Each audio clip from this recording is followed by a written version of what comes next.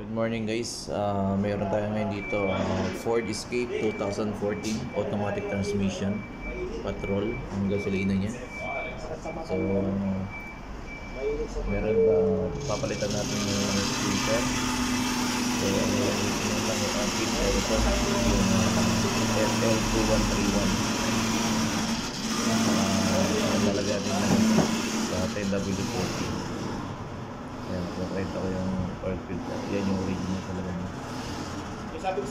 So, yan lang ang ilalagay niya. So, kasi we're nag-training kasi nga pala. So, sa company na. Pag hinarap ng kasama natin, so, iniglas na natin.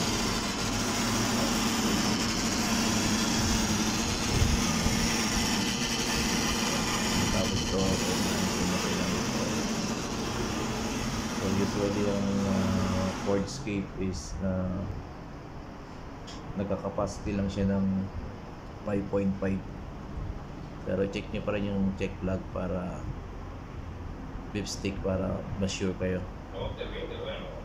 Ayan guys, ilalagay ko na lang yung details sa title para hindi kayo malito, para kahit hindi nyo nabalikan yung video pwede.